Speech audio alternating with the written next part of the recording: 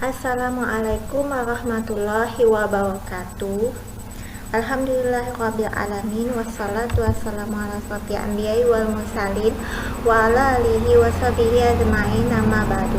Pertama-tama mari kita panjatkan puji syukur kehadirat Allah Subhanahu wa taala yang telah memberikan nikmat dan kesempatannya sehingga saya bisa menyelesaikan tugas mata kuliah kewarganegaraan ini. Yang terhormat kepada Ibu dosen pengampu, Ibu Dr. Hajah Ida Rustiana MPD, dan yang terhormat teman-teman sekalian. Perkenalkan, nama saya Siti Latifah Rupah, NPM 30621563130. Program Studi Pendidikan Guru Sekolah Dasar kelas 08 semester 2. Di sini saya akan menjelaskan materi dari bab 9 yang berjudul Bagaimana Urgensi dan Tantangan Ketahanan Nasional dan Bela Negara bagi Indonesia dalam Membangun Komitmen Kolektif Kebangsaan. Usuli konsep dan urgensi ketahanan nasional dan bela negara. Apa itu ketahanan nasional? Apa itu bela negara? Secara etimologi, ketahanan berasal dari kata tahan yang berarti tabah, kuat, dan dapat menguasai diri, gigih, dan tidak mengenal menyerah. Ketahanan memiliki makna mampu, tahan, dan kuat menghadapi segala bentuk tantangan dan ancaman yang ada guna menjamin kelangsungan hidupnya. Sedangkan kata nasional berasal dari kata nation yang berarti bangsa sebagai pengertian politik. Bangsa dalam pengertian politik adalah persekutuan hidup dari orang-orang yang telah bernegara. Pengertian ketahanan nasional secara terminologi terbagi tiga, yaitu 1. Wajah ketahanan nasional Indonesia. Menurut salah seorang ahli ketahanan nasional Indonesia, GPH S. Surya Mataraman, definisi ketahanan nasional mungkin berbeda-beda. Menurut beliau, ketahanan nasional memiliki lebih dari satu wajah ketahanan nasional, yakni A. Ketahanan nasional sebagai konsepsi atau doktrin, B. Ketahanan nasional sebagai kondisi, C. Ketahanan nasional sebagai strategi, cara, atau pendekatan. Di sini saya akan menjelaskan dari bagian A, ketahanan nasional sebagai konsepsi atau doktrin. Ketahanan nasional sebagai konsepsi atau doktrin adalah suatu konsepsi khas bangsa Indonesia yang digunakan untuk dapat menanggulangi segala bentuk dan macam ancaman yang ada.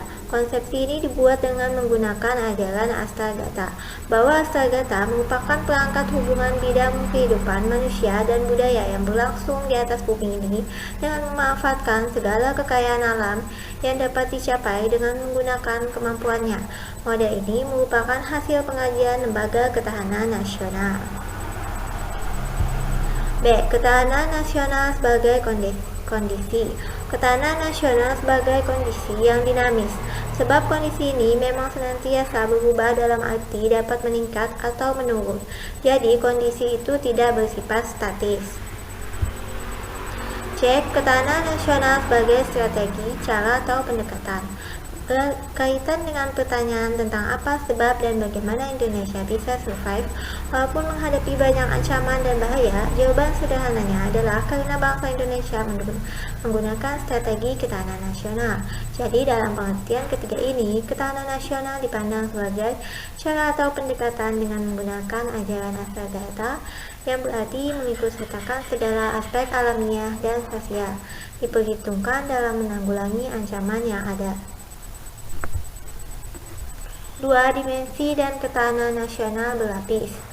Pengertian dari konsep ketahanan nasional berlapis artinya ketahanan nasional sebagai kondisi yang kokoh dan tangguh dari sebuah bangsa, tentu tidak terwujud jika tidak dimulai dari ketahanan pada lapisan di bawahnya.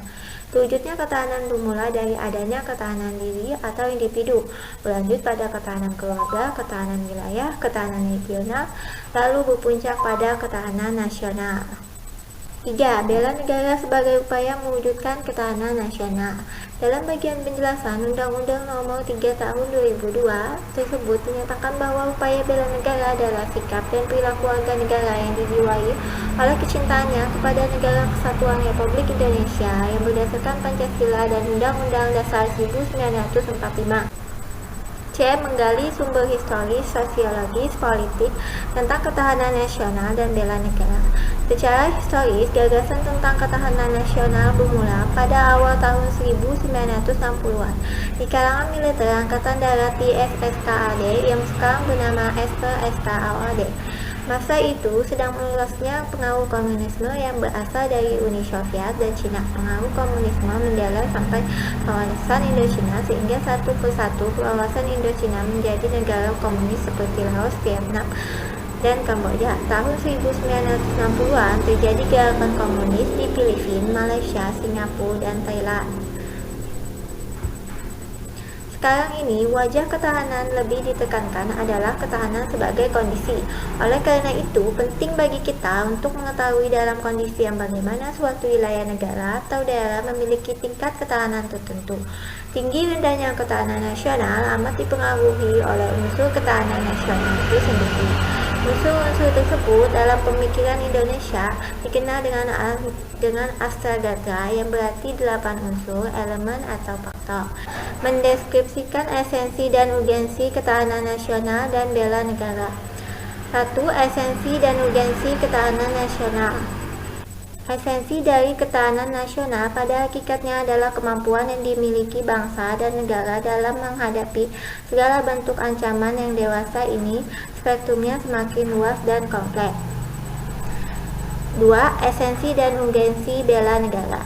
Esensi dan urgensi bela negara terbagi dua, yaitu bela negara dilakukan secara fisik dan bela negara secara non-fisik. Keikutsertaan warga negara dalam bela negara secara fisik dapat dilakukan dengan menjadi anggota Tentara Nasional Indonesia dan pelatihan dasar kemiliteran.